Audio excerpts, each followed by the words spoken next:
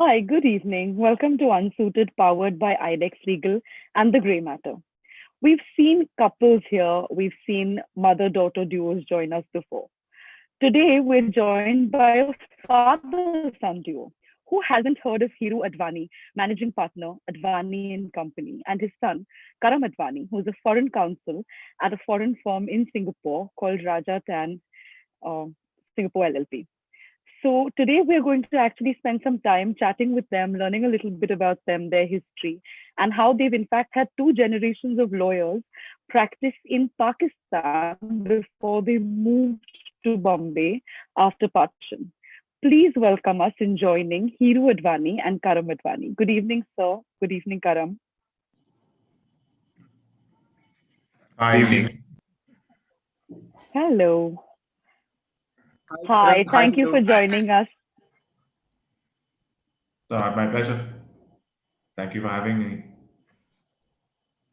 Vikas, over to you. Yeah. So we've got you into shirt. Well, we've got Karam looking more formal anyway on a Sunday evening in Singapore.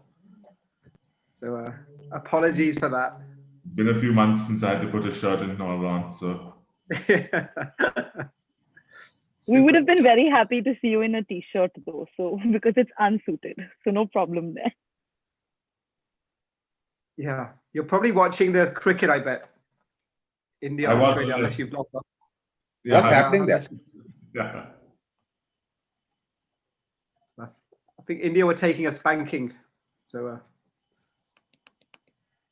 Yeah, the first one didn't go great either. Yeah, cool. So on to the unsuited. So as we were saying, beforehand, that this is very much more of a personal journey into your lives, as lawyers, and you have a legacy, as a family of lawyers as well. So much more beyond the technical, and really getting to know, you, Karam and Hiroo, and your kind of journey to where you are today. So Hiroo, sir, we're going to start with you. So your father, and was a well-known counsel and educationalist, who moved during partition from the Sindh province to Mumbai. So just tell us a little bit about that, that kind of journey and what impact that had on you and your own upbringing, and also your kind of reasons for getting into law. We moved in 1947 at partition, and obviously I was just born that time. So my only experience has been in India. Although both my father and mother have very warm memories of their life in Hyderabad, Sindh, in Pakistan, where my grandfather was a lawyer, my father was a lawyer, and had a difficult time at the time of transition when he moved to India and started practicing at the High Court at Mumbai. It was Bombay then, of course, and then rose to become an eminent senior counsel in the High Court at Bombay. But his first love was always education. And from the global Sindhi community, they already had educational institutions in Pakistan when they moved to India. And the governing body of those colleges is still called Hyderabad Sindh National Collegiate Board, and consists of several prominent colleges in Mumbai, which includes K.C. College, H.R. College, National College in Bandra, being the more prominent ones, but they're pharmaceutical colleges, engineering colleges, and they built it up to a group of 40 colleges, of which my father remained chairman for life. I early days recalls him as a lawyer in Bombay when he has started his career, and obviously growing his career, working very, very long hours, and getting briefs at the last minute, and having to rush to court. And so our family was, in that sense, felt the pressure of law on him and the kind of work they were doing right from very, very early days. And those pressures convinced me the one thing I'll never do in my life is become a lawyer. Till I got to law college. And I saw the long hour of work until I got to law college. And when I did get a gold medal at the government law college, which then, of course, convinced me completely the other way around, that the only thing I wanted to do was to be a lawyer. Went off to England for an early education, studied at Cambridge University, did my undergraduates, qualified at the bar there, and then had no desire to practice in England, and returned to India and locked myself in my father's chambers. A very easy route that was. Yeah. Why did you not want to practice in England? Because I think, for some young Indians, that was the era. There was a lot of brain, what we call brain drain that happened. A lot of talent left to go to US, UK. You had that opportunity. So why did you choose not to take up? And you're absolutely right. I even joined one of the chambers in London for Brick Court, and attended there for 2 months. But I saw that the climb and to become a QC and a prominent counsel in England was long, hard, and far away. And I much preferred life in India. And although the financial rewards may not be what we expected, I was very clear in my mind that I'd much rather practice in India and the Indian courts than within the British system. Although I did keep contact with a number of friends who had been with me at university or I'd met in England over a period of time. And it kind of had a dual life, where you had lots of friends in England, but you prefer to work in India. So it's work hard in India and play hard in England. It then became a little bit different when you worked hard in England as well. Yeah. And then, you obviously you got into, sorry, Tanisha. That's actually Vikas' mantra at the moment as well. He's also just gone back to London. So he's playing hard in the Indian market and now the London markets as well, right, Vikas? That's what IDEX is doing, taking it global at some level. Yeah, and trying to figure out how to work hard in both places. Fair. And then Hiroo, you mentioned you then took the route of joining your father's practice in Mumbai, but only after a few years. I think you said you were doing about 5 to 7 years with him and decided to do something very different, where you decided to go your own route, and set up your own firm. So what was that decision about? Because that also could not have been easy to decide, to go against the grain of being a counsel, working up to senior counsel and doing something very different. In the 70s and 80s, there was a lot of work in the Bombay High Court, but not that much like you find today. And for 8 or 10 years as a junior counsel, you got relatively small matters and which didn't pay very well. But yes, you saw a future there. So I did meet some international clients. I met some American clients who wanted me to do some work for them. So I did a work for them in court. It was very small work, but quite successful. And you got to know them over a period of time. And then they suggested, look, we have a policy where we're very large multinational companies. And in India, we can't engage individual lawyers. We don't do that anywhere in the world. We only engage law firms. So you want to keep getting work from us. The only way you can do it is start a law firm. And about 10 years down the practice, not quite 5, 7 years, but almost 10 years down the practice, I then decided I wanted a law firm because that gave me an opportunity to travel all over the world, do a fair amount of mergers and acquisitions work, do work with private equity, do a whole range of different things that if I was going to focus myself on being in court every day, I would never have been able to do. So I decided that if you have a law firm, it gave you a lot more freedom to do all kinds of work. And the law firms in India that in those days were not that specialized, nor were they so large. So it was very easy to switch from corporate work to non-corporate work, to IP work, to work on the stock exchange if necessary, to advise clients on everything because the firms were small like ours, and foreign clients who would know us did not know any other law firm. So would simply come to us for any kind of advice they wanted. And we found that quite interesting and in some ways quite a lot more lucrative than being a junior counsel and having to be in court from 11 to 5 every day. And therefore, I took up the law firm route, which I enjoyed thoroughly, but I never gave up by going to court either. So whenever the occasion was right, I would also be in the High Court at Mumbai. How did your father take to that? Because obviously, I mean, senior counsel would have been seen as a kind of the epitome of being a lawyer, and setting up a business could have been frowned upon. Actually, initially, he was horrified. He was completely horrified that I wanted to divert into a whole lot of other things, and I was not willing to sit down in the court every day or in the library and wait for a brief to come to me, which may or may not come, and that I was quite happy to travel, or like you, to London quite a lot. And after the US, we developed a lot of clients in smaller places in Europe, in Finland, the Czech Republic, etc. And I was quite happy to do that at the drop of a hat and found it quite interesting and very different. And then come back 2 weeks later and try and catch up on my law practice in the Bombay High Court. And it just gave you freedom to do anything you wanted to, which I enjoyed a lot more than being in court every day. Yeah, it sounds very exciting. And I think like your father did when he came from the Sindh province, set up, charting your own path, essentially.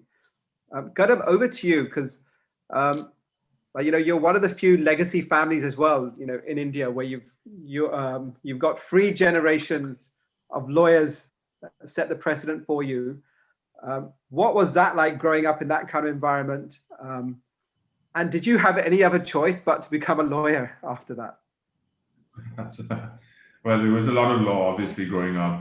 The Bombay High Court was very much central to most weekend discussions, and certainly when it came to holiday time, the Bombay High Court took precedent over any holidays that you may or may not have been able to go on.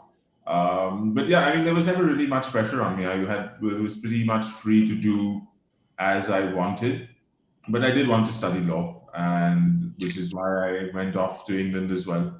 I was in boarding school there for a while, and then the LSE, where I got my law degree, and then qualified in England and made my way back to India after the qualification in England. Much like my dad, I didn't really work in England. It was 2007, if I remember correctly, when I moved back to India after having spent almost 12 years in England. And it was an exciting time, actually, in India.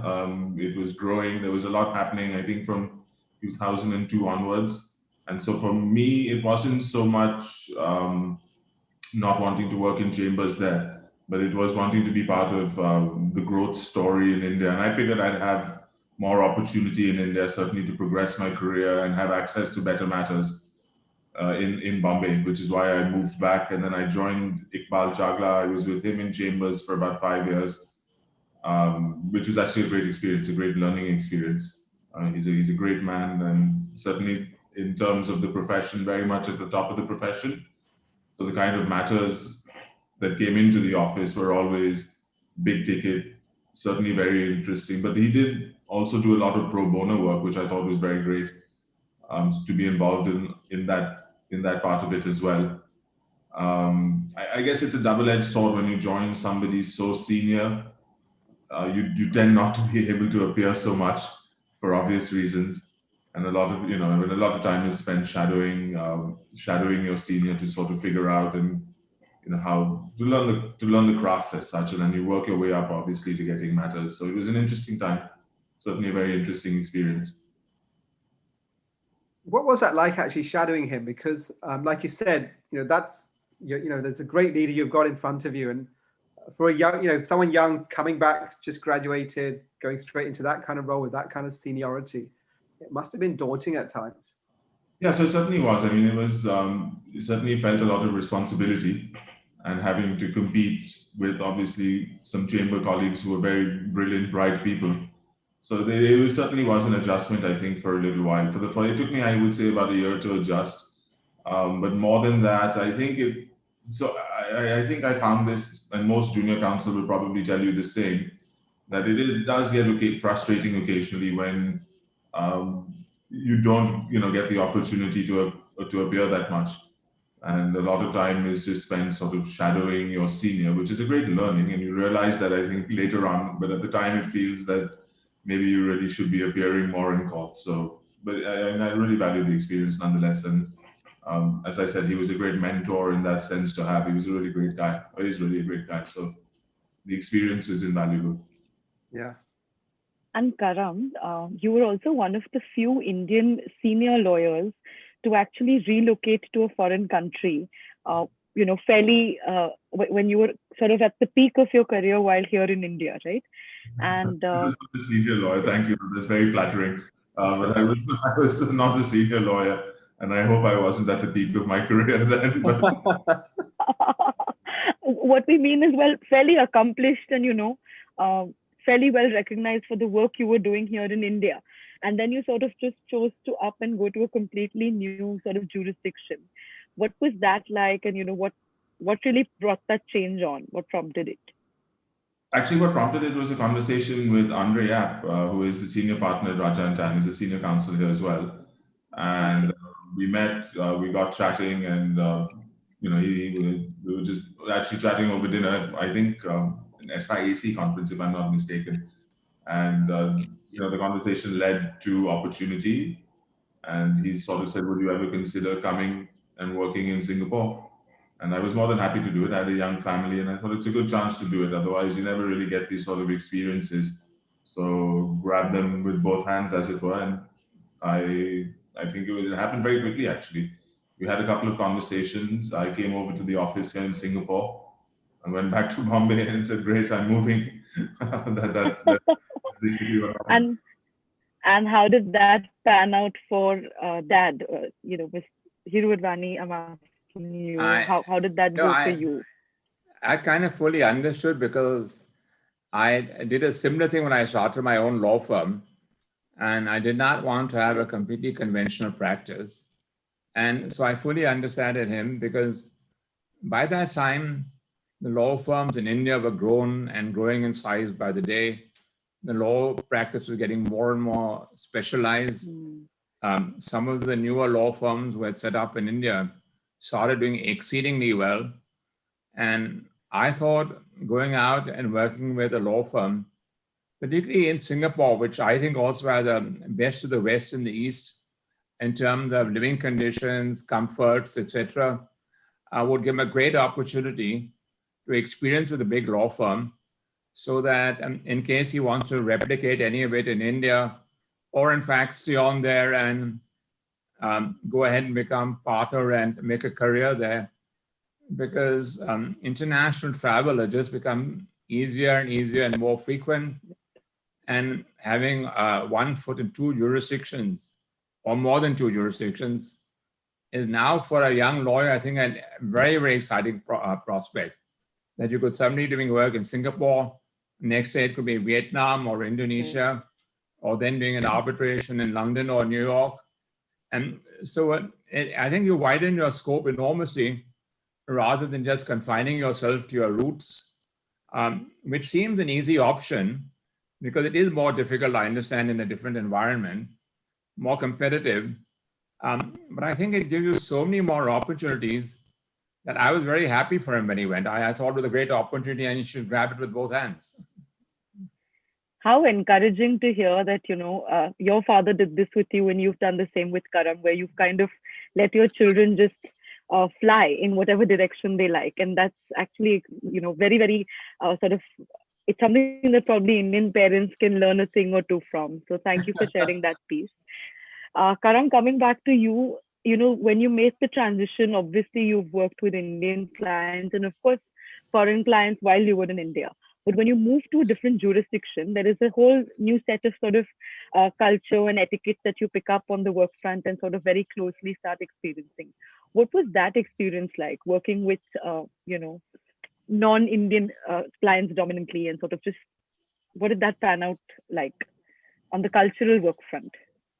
So I think they made it quite easy for me at Raja & Tan. They've always been quite supportive. So certainly, I mean, look, it's always an adjustment initially, but it's really not that difficult to do, I think. And you have to keep a bit of an open mind always. But beyond that, the firm was encouraging. The clients, I don't think clients really see you as coming from here or there. They see you as a lawyer, and and you're there to fulfill a job and a task. And as long as you do that, I think as far as clients are concerned, it's fine. And they tend to be quite similar across the globe. I think most clients will be quite similar. So that was actually quite easy. Adjusting to Singapore, as my dad was saying, it's an easy place to adjust to. It has a very great blend of Asia and, say, Europe or North America. The infrastructure is great, not really very much traffic and all the sort of issues maybe you have to deal with living in India. You certainly don't have to deal with over here, which made life much easier to adjust to. Sure. Okay. Interesting. Coming back to Sir, just wanted to understand from you, what's the transition in your view that the arbitration practice has seen over the last 4 decades or so? Because you've been at the forefront since the very beginning. You've held some very respectable positions in relation to arbitration. How are you finding the transition in the last 4 years, 40 years or so? Personally, the dispute resolution and courts has always been in my blood. So although I started a law firm and did many things, as the Indian law firms grew and more specialized, you realize you could not be a generalist and carrying on doing everything. And since I was always enjoyed dispute work, I started focusing more and more on arbitrations. And originally, the very old-fashioned judges who were retired from the High Court or the Supreme Court were the arbitrators. And it was not unusual to see an arbitration go on for 3, 4, 5 years and ultimately see a result maybe 15 years later once it's had its passage through the courts. So it was interesting because the pace was so slow, it was just almost unbearable, where the first half an hour would be having tea and biscuits, discussing till what time the hearing is going on, what will be our next dates, and generally believing in a very convivial atmosphere. So that's how it started at a very slow pace. The pace started picking up once the 1996 Act came into force. And when the 1996 Act in 2015, etc., started putting time limits of 1 year, it ran through the community like a shock, like can't be done sort of thing. But people adapted. Most of the arbitrators now have adapted to a much faster system of hearings, to giving full day hearings, to not making a sideshow. I mean, you can go to the courts all day and then come back at 6 o'clock and have a hearing for half an hour or 1 hour and make progress. That sort of conduct is not acceptable. More and more Indians have experienced international arbitrations, which work at to say the least, a very robust pace and require a level of preparedness, not only from the councils, but from the arbitrators. I find that is the one system that change has not come in India yet. Although they say they should come, the arbitrators are wholly unprepared. They've not read the briefs. They look at you with a blank, like they're starting with a blank page, etc.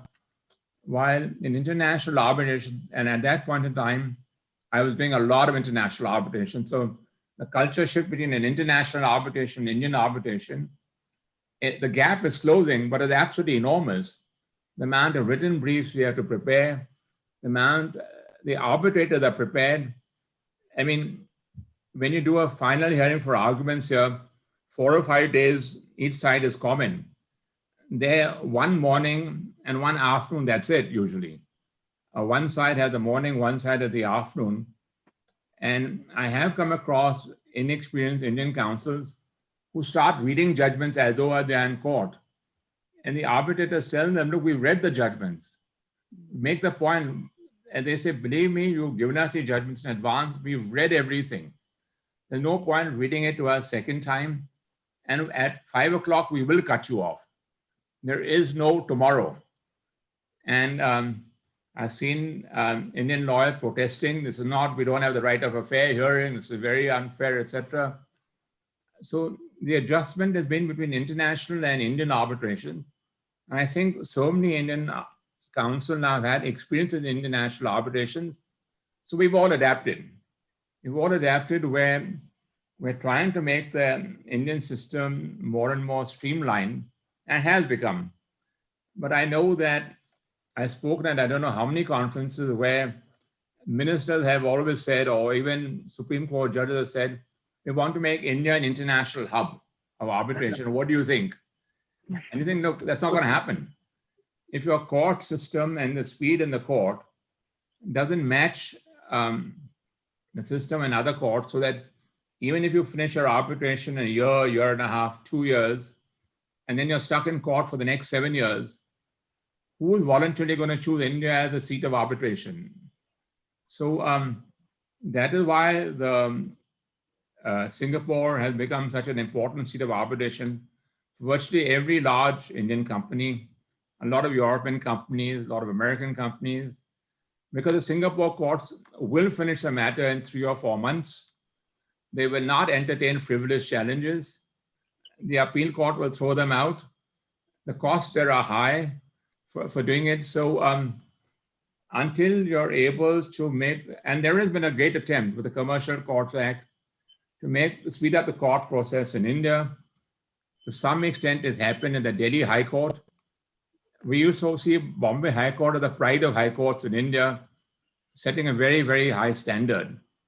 But certainly on the arbitration front, the Delhi High Court has forged way, way ahead.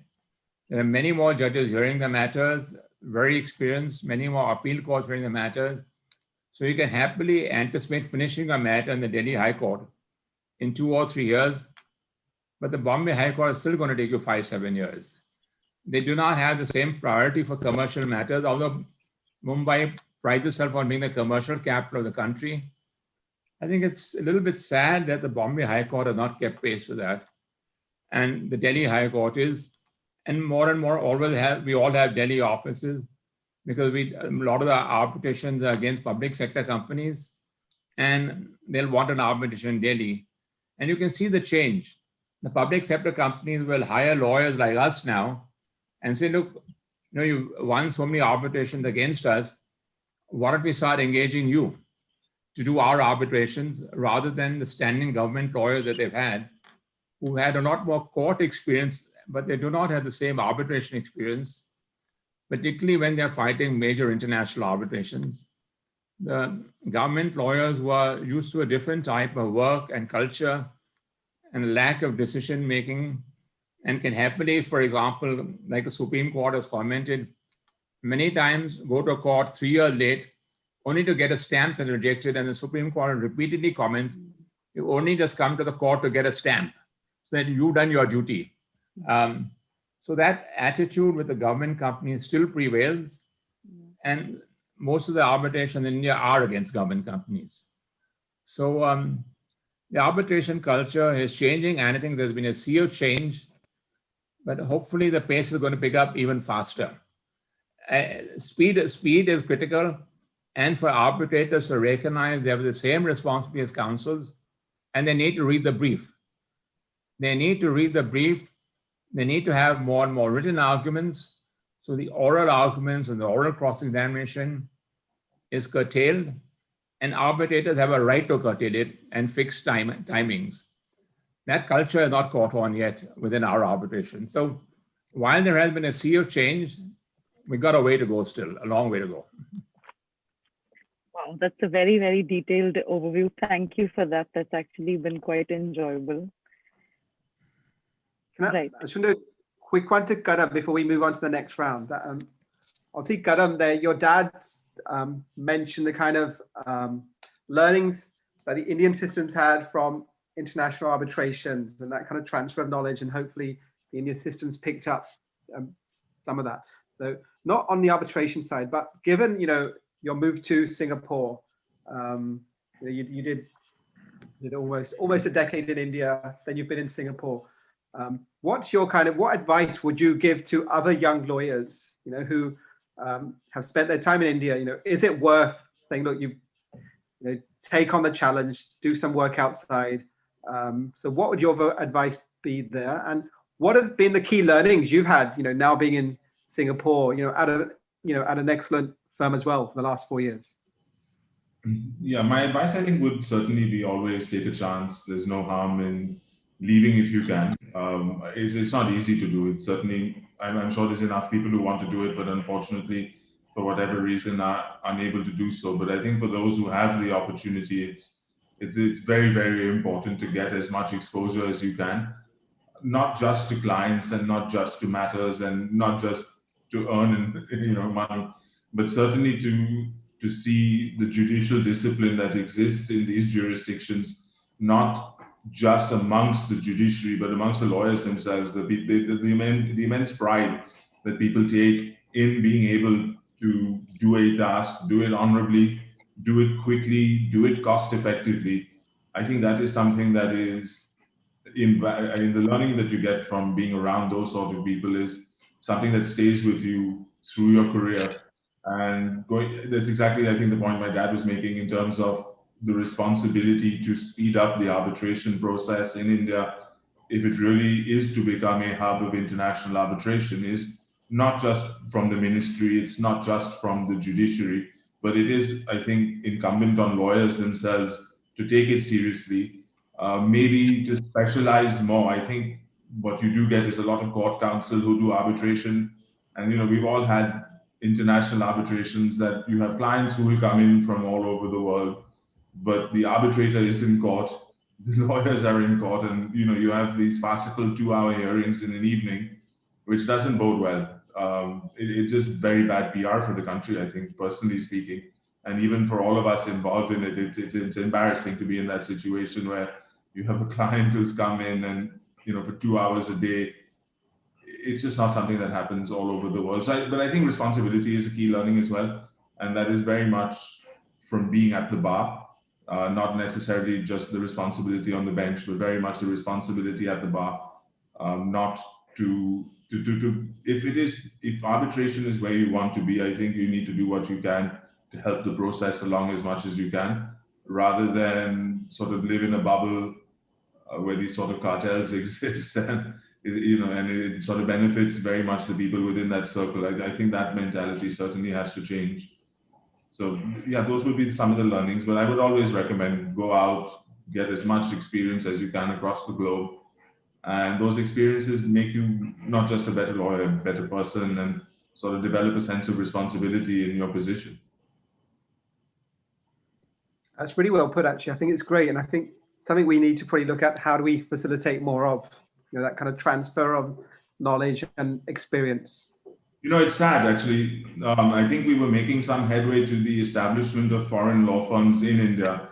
And recently now with this Reserve Bank, it's incredibly regressive. These notifications that are released not to permit bank account openings for liaison offices and things like that. I think it's very sad. I think if you really want the bar to progress, I really think that foreign law firms would do a lot. And look, you don't have to open everything up. You can follow a Singapore model where if you work in a local practice, you are allowed to appear in court, but anything other than that, foreign law firms in Singapore are permitted to do. So if they can use that model, I think it'll be great. I think even you hear this also from third-party funders, where there is so much dispute work, there is so much of a need for capital from SMEs. I would say access to justice, but it's not an altruistic purpose at all. Obviously, they need to make money. But all of this would happen if you had a system conducive to arbitration, if you had a dispute resolution system that adhered to time limits and that respected the process. I think until you have that, even something like third-party funding, which is, I think, really a need of the hour more than anything, it just won't happen. Super points, actually.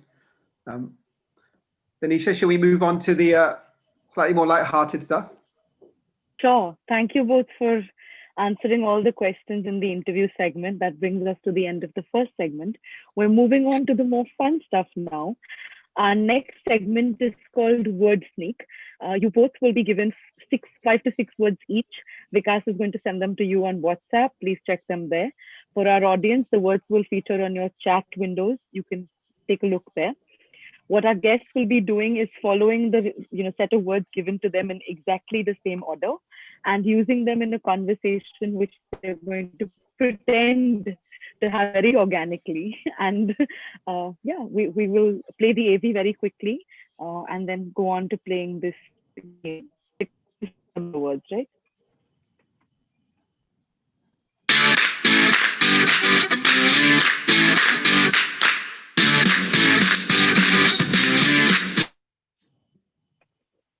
Have you both received your words, Karam? I have not actually.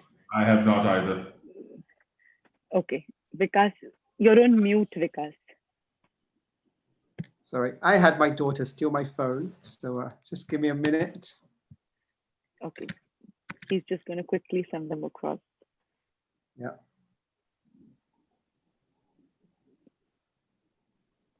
Okay.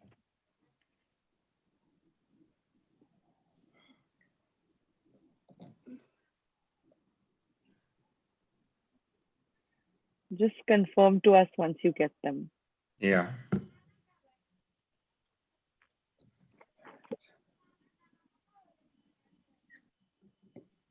Hiroo, I sent you yours. Yes, I've just received mine. Yeah, and Karam, yours is just coming. Sent. Yeah, I got them. Okay. Please don't look at your chat windows, sir and Karam, otherwise Okay, you'll know each other's words. I think this whole concept of a window is now working wonders in the world, particularly for all of us who are doing a lot of court work and arbitration work. We're all doing it through a similar window, all on video conferencing. It's wonderful. It's great to hear that you're enjoying all this technology, sir, because we hear a lot of Anisha, we professionals started. are, oh, I always do this. Sorry. And, you know, this kind of thing, of course, would never have gone on from my father's time in Pakistan, Sindh. Historically, those days, they didn't have video conferencing, but hopefully they didn't have a pandemic either. So it was kind of okay, it worked. And of course, the kind of meals that they had. Hiroo, we want to do one word at a time. Okay. Not the whole thing. Okay, got it. Karam's got a button now. So do I have to guess the words or do I have to do the sentence? You've got to fit in your first word into this conversation that's meant to flow back and forth. Okay. That is quite interesting, actually. I was having the same sort of conversation with somebody last night at the Marina Bay. So it's interesting that that this is how it has to work. Of course, now with all this healthy cooking, etc., and because in pandemic, we're all stuck eating all this very rich food. And I can imagine the kachoris from kind of my parents' generation, which are obviously becoming more and more popular today. Yeah, I know. It'd be nice to be able to eat some of that food, but unfortunately, getting on a flight these days seems impossible. And I'm wondering how the judges feel about it. You know, the judges are all also the pandemic, and they've just opened the Bombay High Court for physical hearings. I'm not sure a lot of the judges will be very comfortable with that, because the first thing they ask you is, do you want to have a video conferencing hearing instead? Yeah, well, at least with video conferencing, you don't have to wear suits all the time. You can sit in a suit with Speedos on. I think that's generally the way these Zoom calls tend to work.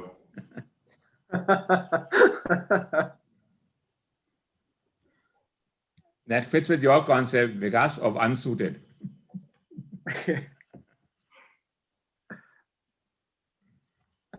Yeah, but anyway, I think I have 2 more words left. I'm trying to figure out how to get them into a conversation. No problem. Yeah, no, but these Black Friday sales at least have been good. It's something to look forward to these days at the time, at least for Christmas time. So Greek meals and Black Friday shopping, I think, is what's happening. But I think I'm done with mine now. Well, Greek meals with feta cheese. Yeah. Hiroo's finished yours? Yeah. Okay, super. Karam, I can't believe you managed to get Speedos in. I was hoping that'd be a tricky one. It's shorts and Okay. shirts. Zoom has actually been pretty much like that. So It is. So on that point, so thank you guys. So that's the end of segment 2. On that point, Karam, I was chatting to Navneet from Cisco. Yeah. We did a webinar. He got caught with his shorts on during a webinar with his global team. He didn't realize he stood up to do something, and everyone saw that he was actually just in his shorts for the session. Yeah, I have to turn my camera off when I need to go get something because of that quite often. Yeah. Okay, super. So that brings us to the end of segment 2. Thank you both. You both played this one very well. We're now going to move on to segment 3, which is point a finger. You both get to point a finger at each other during this entire segment. You have to close your eyes with one hand and use the other hand in front of the camera. We will ask you a question. Please point to the camera if you think the answer is the other person. If you think it's you, please point inwards. That's what you've got to do. So we'll quickly play the AV and then start this one. Should we close our eyes? No, just give us a minute. We're going to quickly play the AV Okay. and then we'll start the game.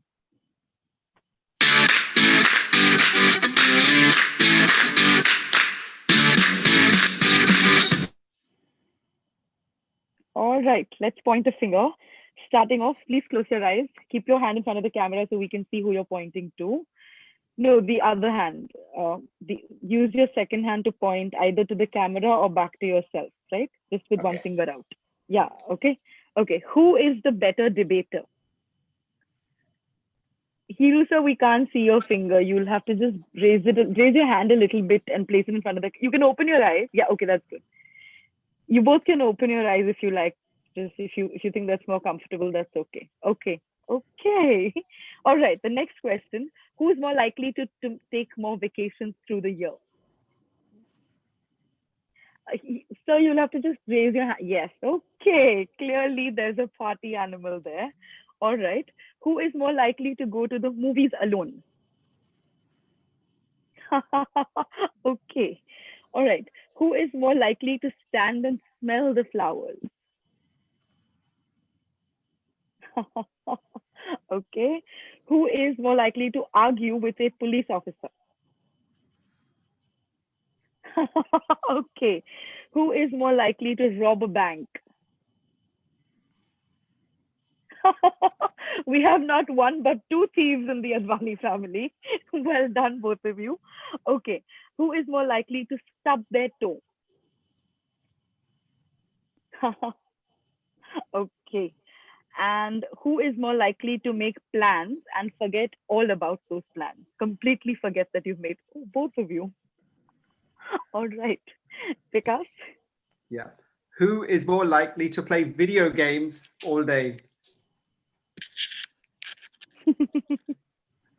Who's more likely to be a helicopter parent? I'm not sure what that means. Ask your wife. Right. Who's more likely to turn hangry, which means angry because of hunger? Oh. Who has a more horrible handwriting? Sorry, can you just repeat that? I didn't hear that. Who has the more horrible handwriting? Doctor's handwriting. Who is more likely to overeat at a Sindhi feast?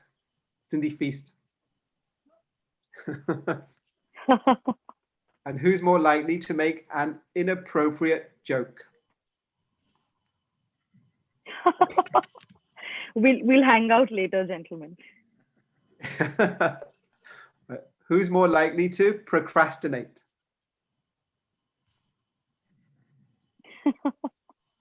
And who's more likely to say sorry first? Okay. Okay. Super. This was fun. That brings us to the end of the third segment, which is point a finger. We're now going to move on to segment 4, which we call the interrogation round. It's a bit like a rapid fire, and you have to just answer really swiftly. Don't take too long to think, okay? All right, so we quickly played that AV and jump right in.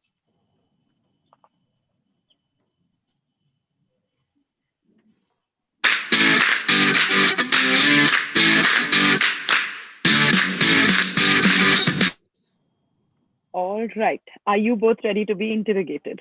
Yep. Okay. Your first question then, maybe sir, you answer this one first, and then we'll move to Karam. If not the law, the practice of the law, what would you be doing? Definitely not anything creative. Nothing creative. Nothing creative. Maybe go into the financial markets. Okay. How about you, Karam?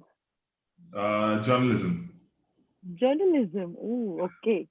All right. Next question. A household chore that you really enjoy doing and you believe you're very good at it. So, how about you? Nothing. Nothing. I don't enjoy any household chores. I have the wife and staff who takes after everything. We are kind of spoiled. So I don't enjoy any household chores, and I'm not good at any of them. You're not good at any of them either. Okay. That's why but if you I had couldn't to, settle in London. if a genie took away the staff and your wife and everybody else, and you had to do everything on your own, then what is the one chore you would pick up if you had to just start somewhere? I'd have to start learning how to cook. You'll cook. Okay. How about you, Karam? I think my answer is exactly the same as my dad's. I don't enjoy any of them. I'm not particularly good at any of them either. Okay. But if, again, you had to pick one where no one else is available. That one has to eat, so I guess I'd have to learn how to cook something more than Maggi noodles. Okay. Okay. Super.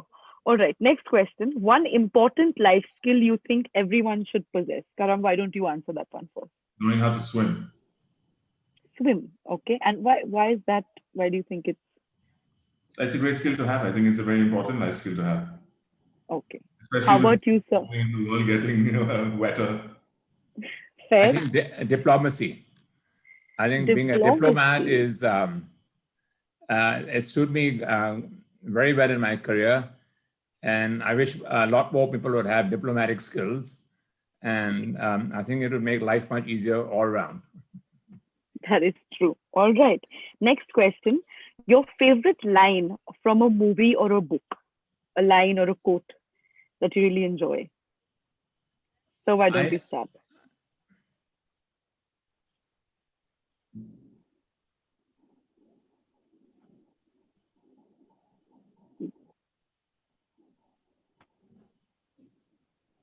So you can go ahead. A line that I thought of, I don't remember the exact line, but one of our famous Indians that you have a right to say what you want, and I'll die for your right to say so. Oh, wow. Okay. Karam, how about you? It's actually in the High Court in Bombay. That's right, yeah. So mine is also from there. It's the same Lokmanya Tilak. Swaraj is my birthright. And I shall have it. Very powerful statements there from both of you.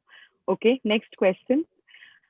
One thing you bought with your first salary. So you go first. This is embarrassing, but a bottle of Scotch whiskey. All right, you know a drinker when you see one, so we strategically placed this question in. Okay, Karam, how about you?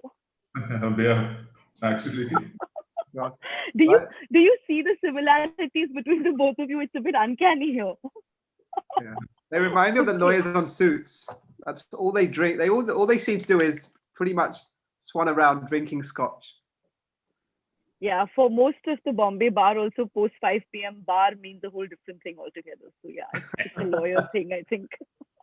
All right, moving on. The next question. How would your friends and family describe you? So why don't you go first? Genial and lazy. Congenial and lazy. Okay, Karam, how about you? I think the lazy runs in the family, so I will take that as well. But entertaining and lazy, I would hope. Entertaining and lazy. Okay. Now you're given a chance to read minds. Okay. Who are the first three people you want to meet with? Karam, you answer that one first. The first three people I want to meet with after this is done? The pandemic? No. You're given the opportunity to read minds, okay? And only you know about this. Now, who are the three people you want to first go ahead and meet? Like, whose minds do you want to first straight up read? Three people, any three people. My wife would be useful. I guess the wife, mother, and the person who pays my salary. Okay, that's a very good list, very exhaustive. Well done, Karam. How about you, sir? The judge who I'm arguing before a case, I'd love to read his mind, Okay. which is very difficult. And of course, which is my wife, which is impossible. And occasionally my children's mind, which is even more impossible. Nice. Okay. All right. Your next question. A time when you completely embarrassed yourself in the professional context, but you think you managed it really well thereafter. So why don't you go first? It's again all involved with the profession. I met a client and I thought I was talking to another client. So I was talking about to him about the other client's problems. And in fact, he thought I was consulting him rather than advising him. And much later down the line, I discovered I was talking to the wrong client. And then I kind of had to switch to it and say that, look, I know this has nothing to do with you, but I'm telling you, these are the kind of feelings and experiences clients go through. So I thought you'd be more ready for the answers you are going to get, which are very negative. That was smooth. That was a really smooth situation management kicking in there. I stormed out of it very well. Well done. Karam, how about you? I'm trying to think of one. I guess it would be in court when I hadn't read a brief very early on in my career, and suddenly when you expect a matter not to be called out, and it was called out. But luckily, I had read enough to be able to get an adjournment. So I think that's probably what happened to me. Yeah. Nice. Okay. All right. Next question. Name 3 things that you absolutely cannot go through your day without these 3 things. What would they be? So why don't you answer this one first? Well, to start off with the newspapers, I'm completely addicted to newspapers. Okay. Is this digital or physical? Physical newspapers. Physical. Okay. I'm getting adapted to reading on the net, but physical newspapers have been my first love. Okay. Second is my exercise, which is a walk every day. And that takes priority over everything, whatever the work is, whatever the pressures are, wherever you're traveling in the world. I'll get off a plane, first thing I'll do is go for a walk. So I'm completely addicted to a newspaper's walk and usually a drink in the evening. Super. The 3 things I do quite religiously every day. Oh, wow. Karam, how about you? So the news as well. I read quite a lot. Physical papers, frankly, is a bit of a headache to carry around. So I started reading. I read a lot on the internet, obviously on my computer. A cup of coffee, and I can't think of a third thing actually. My days are usually not so structured. I'm actually quite flexible with things. So I think these would be the only 2. If your wife is watching and if she's going to watch later, I suggest you slip in her name as the 3rd thing. It'll be fairly beneficial. Next time. I highly recommend it. Okay. All right. Well done. Next question. What instantly puts a smile on your face? Karam, why don't you answer this one first? My son. Your son. Okay. How old is he? He will be 9 in January. 9. All right. And sir, how about you? What instantly puts a smile on your face? My wife is watching, so my wife. Well done. You are blessed with good food for the next You week. won us. All right. Next question. A type of food you can eat for 2 weeks straight up. So, sir, you answer this one first. Chapati and dal. Chapati and dal. Yeah. Okay. I'm a vegetarian. Dal, most welcome. All right. Karam, how about you? The steak. Steaks. All right. Okay. Next question, sir, for you first. What has 2020 taught you to do more of? Get technology smart. I've never experienced so much technology in my life and adapted, and now wondering what I'll do without it, True. Okay. Karam, how about you? Probably the value of exercising more. Value of exercising. Okay. And the last question, sir, now you have to say one thing to Karam that you've never said to him before. I hope you become a better man than me. Okay, and Karam, your turn. You have to say something to Dad that you've never said to him before. I'm really enjoying being a lawyer. Okay, super. This brings us to the end of the interrogation round. Well done, gentlemen. You played extremely well. Sorry, we don't have a hamper to give out, pandemic and all, but our compliments. Thank you very much. Thank you. Thank you, everybody. And thank you for all the audience for watching. Thank you very much. Thank you. Thank you for watching. Hiroo, Thanks a we've lot. also, Hiroo, we've also got your brother Ashok messaging saying he's enjoyed watching the program and seeing you two in interaction. Okay. Anyway, thanks, everybody. Thank you, everyone, for watching. Thank you both for being here. This was fun. No, thank you for having us. Thanks very much. Take care. Thanks, Thanks, Hiroo. Bye. In person, the cast somewhere. Yes. Yeah. Bye. Bye. Take care. Bye. Bye. Bye. Stay safe.